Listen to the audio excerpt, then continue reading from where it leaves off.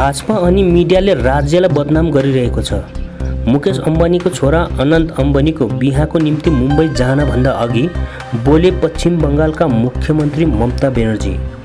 हेर्दै गर्नुहोस् यसै विषय तयार पारिएको यो खबर।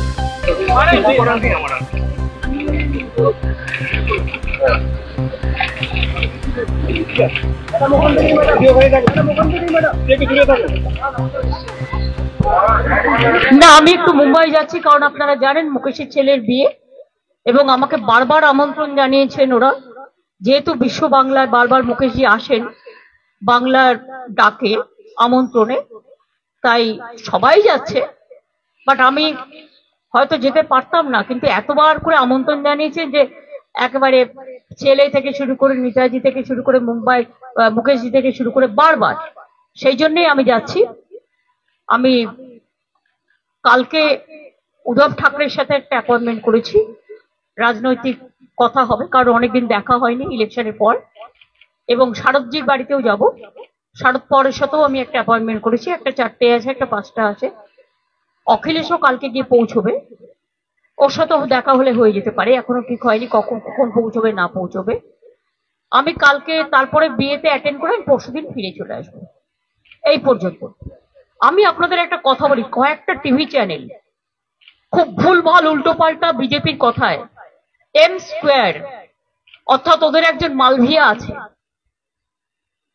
এম স্কোয়ার বলতে আমি কি বোঝাচ্ছি আপনারা বুঝে নিতে পারছেন। যা কীর্তি করেছে, কীর্তি ও কেলেঙ্কারি, যা বাংলার সংস্কৃতিতে খাপ খায় না, বাংলা কেন দেশের নয়। 2021 সালের একটা ঘটনা নিয়ে কোন একটা টিভি চ্যানেল, যদিও এটা মুকেশজির TV channel, I am sorry to say, এখানে আমি কোনো কম্প্রোমাইজ করি না। 21 সালের ঘটনা নিয়ে আমার ইলেকশন ড্যামেজ করবার জন্য গত 72 ঘন্টা ধরে একতরফা ভাবে একই নিউজ দেখিয়ে গেছেন, অথচ সেই সময়টা অর্জুন সিং ওখানকার এমপি ছিলেন, এবং যারা করেছিল তারা কিন্তু অ্যারেস্ট হয়ে এখনো জেলে আছে। যেমন আমি আজকে একটা ঘটনা দেখলাম ভাইরাল করছে, রানীবাদে একজন মারা গেছে, সব মৃত্যুই দুর্ভাগ্যজনক। আমি খোঁজ নিয়েছি, নিয়ে জানতে পারলাম ওটা একটা ফ্যামিলি ম্যাটার, পার্সোনাল এনিমিটি, সেটাকেও ইট ইজ নাথিং পলিটিক্যাল। তাও পুলিশ যে অ্যাকশন নেয়, পুলিশ অ্যাকশন নেবে, এটা পুলিশের ডিউটি। গত পরশুদিন একটা দেখুন, এতগুলো ইলেকশন হয়ে গেল, এতগুলো বুথ, মাত্র একটা বুথে একটা ইনসিডেন্ট নিয়ে এবিপি আনন্দ সারাক্ষণ কাল 24 ঘন্টা ধরে দেখিয়ে গেছে। আর কোনো খবর নেই, একটাই খবর, তৃণমূল দেখলেই জব্বর খবর।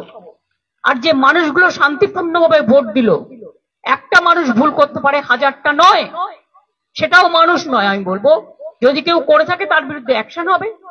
29 জন অ্যারেস্ট হয়েছে, চোখ নেই কান নেই, দেখতে পায় না।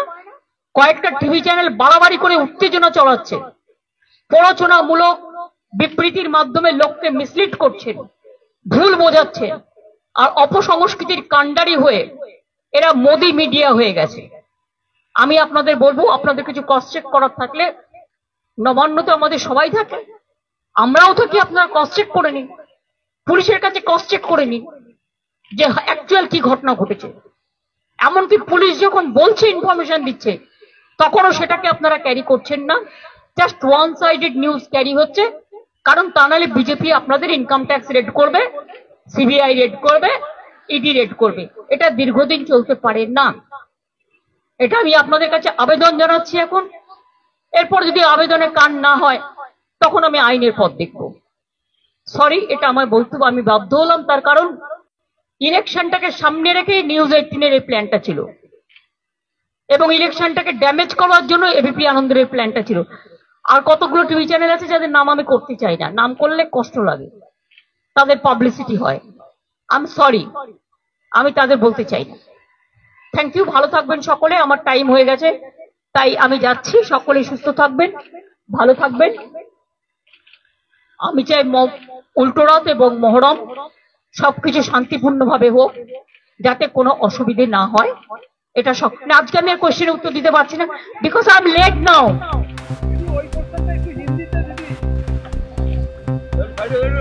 Hey,